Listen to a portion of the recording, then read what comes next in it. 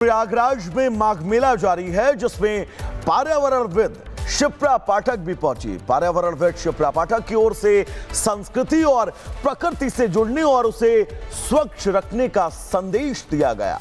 पवित्र संगम के तट से युवा और सनातनियों को प्रकृति और नदियों को लेकर बड़ा संदेश दिया गया। उन्हें बताया गया कि नदियों को स्वच्छ रखने की संस्कृति हमारे वेदों और पुराणों से जुड़ी है। रिपोर्ट आपको दिखाएंगे। हमारे साथ शिप्रा पाठक जी हैं और बता दें आपको कि पंचतत्व फाउंडेशन की संस्थापक है, फाउंडर है। सबसे पहले तो मैं आपकी जर्नी जानना चाहूंगी और बहुत स्वागत है आपका रिपब्लिक भारत पर।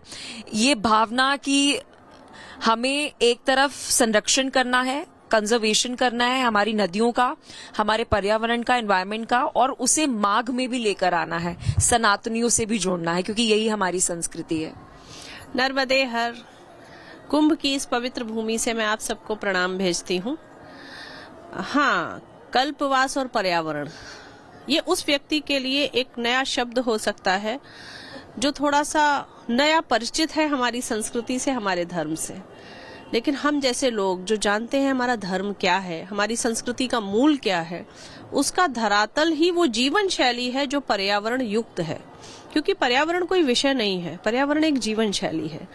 तो कल्पवास में क्या पर्यावरण नहीं है, पहले हमें ये सोचना है। हम एक पूरे रेत के ऊपर एक शहर बसा देते हैं एक महीने को। उस मिट्टी जो वसुंधरा है अपने प्रयाग की, जिसको तीर्थों का राजा बोलते हैं, आप सोचिए उस मिट्टी पर एक शहर बस रहा है, अर्थात मिट्टी तत्व आ गया जो पर्यावरण है। उन शिविरों को हम पौधे लाकर सजा रहे हैं, हरियाली दिखा रहे हैं कि और सुंदर लगे। वो टेम्परेरी जो अस्थाई एक हमारा घर है, उसमें पूरी ग्रीनरी हो, तो हम कहीं ना कहीं वायु और जल का तत्व ला रहे हैं। नदी के किनारे हमारा एक महीने का वास है तो जल तत्व है। आकाश के नीचे हम साधना कर रहे हैं तो आकाश तत्व है। तो पंच तत्व से पूर्ण तरह से युक्त ये कल्पवास है, ये कहीं भी पर्यावरण से दूर नहीं है। अब इसमें ऐसा हम क्या करें जिसमें पर्यावरण हमारी प्राथमिकता रहे। बहुत बड़े बड़े साधु संत साधक यहाँ आए हैं जिनमें मेरा बहुत गिलहरी प्रयास है, पर हमने जो शिविर लगाया है उसमें हमारी प्राथमिकता पूजा, डुबकी, दर्शन, भंडारा, इससे कहीं ऊपर है कि ये सब कुछ पर्यावरण के अनुकूल हो। अगर हम भंडारा कर रहे हैं तो हम किस में खिला रहे हैं? कहीं प्लास्टिक और थर्माकोल में तो नहीं जा रहा है, क्योंकि वो भंडारे का दान हो जाएगा। वो किसी के पेट तक भोजन पहुंचाने का हम माध्यम तो हो रहे हैं, पर वो पत्तल जिस क्षण इस तीर्थों के राजा प्रयाग की भूमि पर पड़ेगा तो हम उस भूमि को कैंसर दे रहे हैं। तो किसी को खीर और किसी को कैंसर ना मिले, इसका समायोजन रखना हमारे शिविर का कर्तव्य है। जब हम सनातन धर्म की बात करते हैं, हम अपनी रूट्स में जाते हैं, अपनी संस्कृति में जाते हैं, तो वहां पर नदियों को पूजना और अपनी जो पेड़ों की भी पूजा हम देखते हैं कि की जाती है। मतलब जितनी भी पृथ्वी हमारे पास जो भी है, मिट्टी से लेकर हर एक जो कण है उसको हम भगवान के तौर पर रखते हैं। लेकिन आज की जो मैं जनरेशन जेड की बात करूं, जो अभी आप देख भी रही हैं कि माघ में भी आए हैं और महाकुंभ में भी आए थे, क्या संस्कृति से जोड़कर पर्यावरण का किस तरीके से सम्मान करना है, वो अपनी फाउंडेशन के माध्यम से, इस शिविर के माध्यम से आप यूथ के साथ रख पा रही हैं? बहुत अच्छे से। मेरा पूरा समय ध्यान इसी में है कि मैं जिस उद्देश्य से इस रेत के बिस्तर पर लेटी हूँ, इस कपड़े के चार दीवारी के भीतर तपस्या कर रही हूँ, उसमें हर एक कण और हर एक क्षण त्रिवेणी के संरक्षण को अगर नहीं है तो मेरा कल्पवास पूर्ण नहीं है। मैं कल ही की घटना आपको बताती हूँ कि जो आप बोल रहे हैं आज की जनरेशन, तो उसी के 10-15 बच्चे आए, लड़कियां भी थी उसमें, और सब मुझे बहुत प्रेम करते हैं। तो सबको था कि हमें दीदी के साथ गंगा के तट तक जाना है। उद्देश्य मुझे भी पता था, रील और फोटो था उनका। हम सब मिलकर गए यहाँ से पैदल, फोटो निकाले, सब कुछ किया। मैं वहां एक तरफ ध्यान लगा रही थी। मैंने कहा आप सब लोग बैठिए मेरे साथ थोड़ी देर। तो मैंने उनसे कहा कि फोटो तो बहुत सुंदर आए तुम लोग जो खींच रहे हो, दिखा भी रहे थे मुझे। तो मैंने बोला थोड़ी देर सोचो, इस फोटो से पीछे से नदी हटा दो तो ये फोटो कैसा आएगा? एस्थेटिक्स नहीं है। दूसरा, आप कोई 10 किलोमीटर दूर प्रयाग से आया है, कोई 50 किलोमीटर दूर से आया है, मेले में 10-10, 15-15 किलोमीटर, आज आप खुद ही देखा है आपने कितना पैदल चलना पड़ रहा है, गाड़ी नहीं है। ये सब कुछ किस लिए? फोटो के लिए तो नहीं होगा। क्योंकि फोटो तो आप घर में भी ले सकते हैं, अपने ड्राइंग रूम में ले सकते हैं। आप फोटो और रील्स के लिए अगर यहाँ तक आए हैं तो तय बात है आपको नदी चाहिए, क्योंकि नदी के पीछे का जो सूरज है वो दृश्य अकल्पनीय है। तो जब आपको लगता है कि आपकी एक तस्वीर नदी के बिना सुंदर नहीं हो सकती, तो जीवन उस नदी के बिना सुंदर कैसे हो सकता है। और जब आप इतना कुछ कर रहे हैं तो मेरा सिर्फ आपसे एक निवेदन है कि अगर आप उतना बदलाव कर पाए, आप चप्पल उतार कर पहले उस माँ को प्रणाम कर देते, उसके बाद 100 फोटो लेते, 100 रील बनाते। क्योंकि परंपरा का अर्थ ये है, हमने उसे देवी माना है, हमने उसे माँ माना है। हम उसी माँ को जब घर में घुसते हैं तो पहले गले लगाते हैं, बहुत भूख लगी है कुछ खाने को दो। कुछ खाना भी खराब अच्छा बनाती हो, हमको अच्छा नहीं लगता है, सिर्फ माँ ही है जिस पर आप झुंझला सकती है, अरे अम्मा ये तो अच्छा नहीं बना खाना, ये कैसा बना दिया तुमने। पर अंततः पहले हम प्रणाम करते हैं, कहीं से आते हैं। तो ये परंपरा जब माता पिता के साथ है तो नदी के प्रति खत्म कब हो गई, ये सोचने का विषय है। चप्पल उतार कर आचमन करने वाली हमारी पीढ़ियां, उसके बाद उस युग के लोग भी फोटो खिंचाते तो हैं। मतलब कलयुग का समय है, मतलब हम एक तरफ घर पर बैठी जो माँ है उसका सम्मान बड़ी चुनौती लग रहा है आज के समय में, कि आप एक कहते हैं कि अपब्रिंगिंग दे रहे हैं अपने बच्चों को कि आपको क्या कहना है, किस तरीके से आपका लहजा रखना है। मतलब बहुत पेरेंटिंग में बहुत चेंज आया है। लेकिन वही पेरेंटिंग की अगर मैं बात करूं इंडिया को लेकर, बहुत बार ये बात कही जाती है कि सिविक सेंस नहीं है। हर एक चीज हम प्रशासन पे डाल देते हैं कि नदी गंदी है, प्रशासन की गलती है, सड़क गंदी है, प्रशासन की गलती है। नोबडी इज टॉकिंग अबाउट कि सिविक सेंस नहीं है। तो ये बैलेंस कैसे स्थापित किया जाए कि प्रशासन की जिम्मेदारी है कि नदी साफ करने हैं, नाले भी साफ करने हैं, सड़कें भी साफ करनी है, यहाँ तक कि हमारे दिलों को भी साफ करने की आज के समय में प्रशासन को जिम्मेदारी ले ली है। लेकिन as a citizen of this country जो कहता है कि नेशन फर्स्ट है मेरे लिए, और यही रिपब्लिक भारत कहता है, तो उसके मन में भावना होनी चाहिए ना कि मेरा कंट्रीब्यूशन क्या है एज अ सिटीजन। आप जब शिविर में अंदर प्रवेश की होंगी तो आपने शायद गौर किया हो, सबसे ऊपर लिखा है चलो अपनी संस्कृति की ओर। मैं बार बार कहती हूँ, इस सभी का उत्तर स्त्री के पास है, क्योंकि केवल स्त्री संस्कृति को बचा सकती है। और जब मैं ये कहती हूँ तो थोड़ा सा कुछ मात्र शक्ति मेरी बात को पूर्णतः समझ नहीं पाती है या मैं समझा नहीं पाती, तो उनको लगता है हमारा ही धर्म क्यों है। इसलिए क्योंकि आप सृजन की देवी हैं, आप सृजन कर सकती हैं।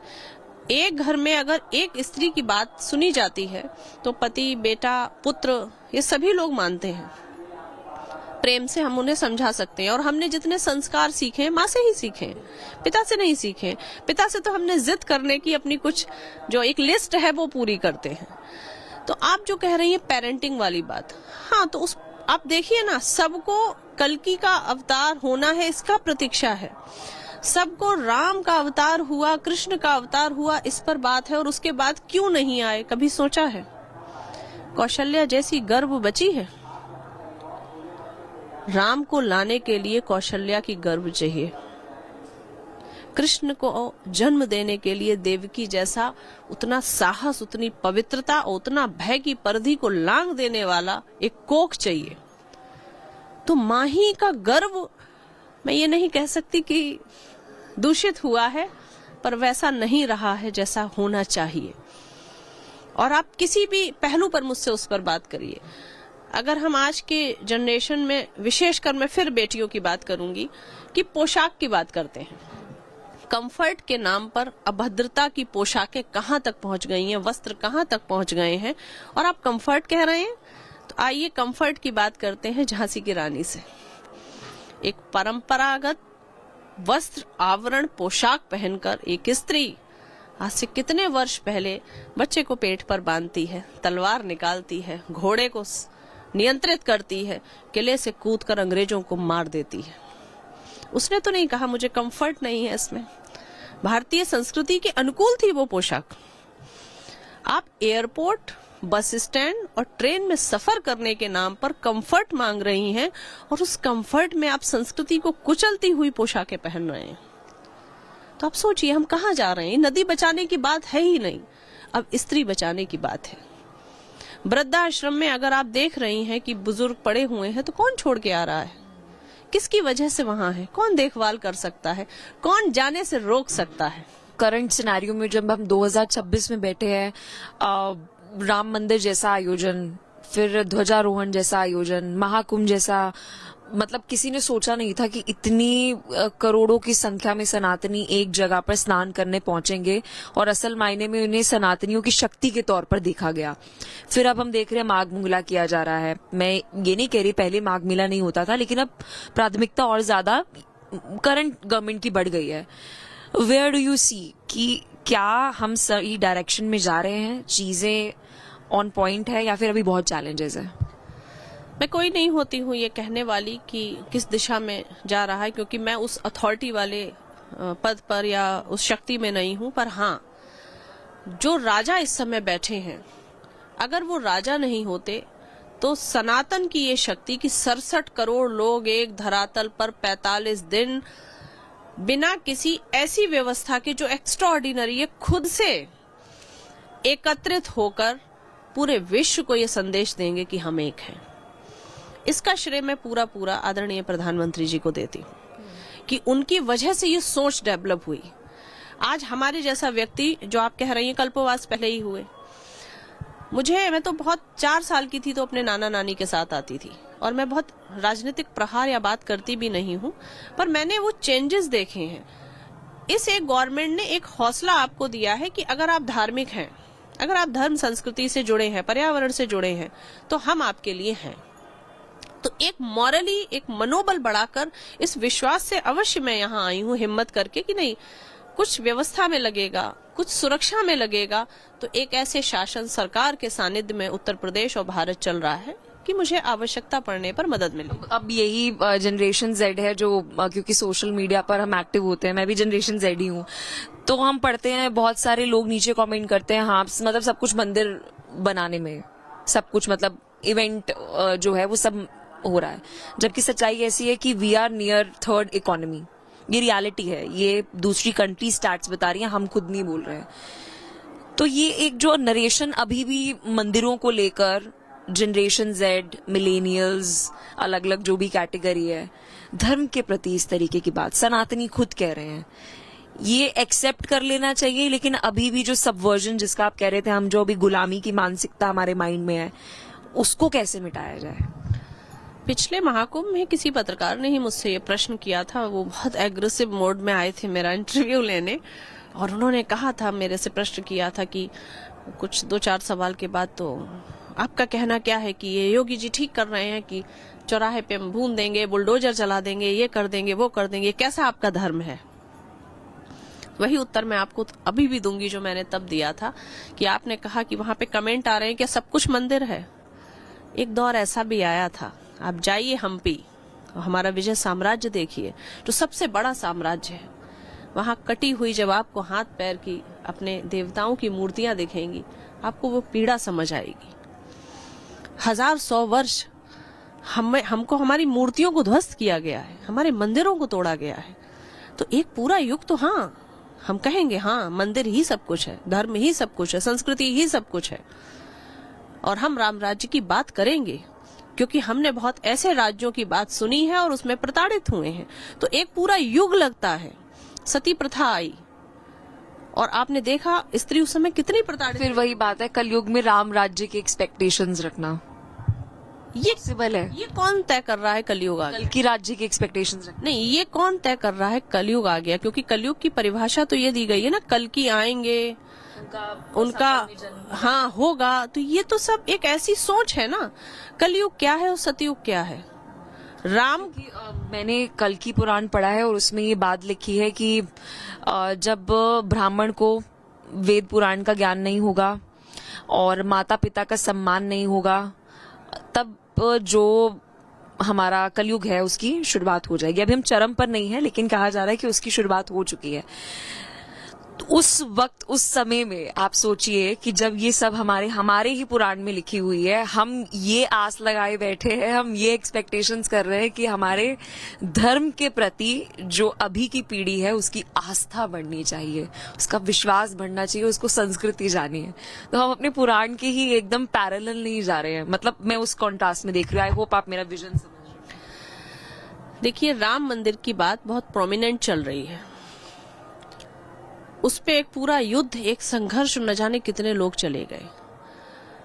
ये आप भी समझती हैं, आपकी बातों से मुझे लग रहा है कि सनातन में आपका विश्वास है, आप सनातनी हैं। राम कोई प्रतिमा नहीं है, राम कोई मनुष्य नहीं है, राम कोई अवतार नहीं है। राम भारत का हृदय है। राम एक ऐसी सोच है, एक ऐसा तत्व है जो जिस तरह से छू लेगा, पिता के रूप में, पति के रूप में, पुत्र के रूप में, योद्धा के रूप में, ज्योतिष के रूप में, एक रणनीतिकार के रूप में, उसके हनुमान के एक आराध्य के रूप में, आप जिस रूप में भी उस तत्व को स्पर्श कर लेंगे, आप राममय हो जाएंगे, क्योंकि वो तत्व की बात है। तो ये जितना भी चीजें आप देख रही हैं कि ये हो रहा है, ये हो रहा है, ऐसा नहीं है। गिलास आधा भरा है, गिलास आधा खाली है।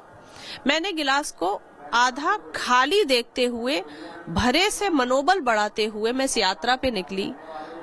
15,000 किलोमीटर में पैदल चली। 55 लाख पौधे हमारी संस्था ने इस भारत के सहयोग से मिलके लगाए।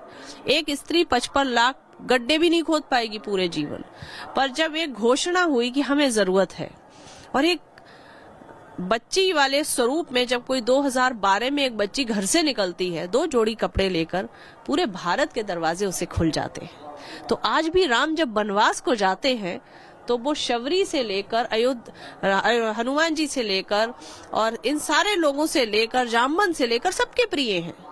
पर मुश्किल ये है वो राम के भरोसे पर निकले। तो मैं नदी के भरोसे पे निकल गई कि नहीं, मुझे नदी पालेगी, मुझे विश्वास है नदी में इतनी जीवंतता है, वो मुझे पालेगी। जब ये श्रद्धा लेके आप निकलती हैं तो आपके सब काम होते चले जाते हैं।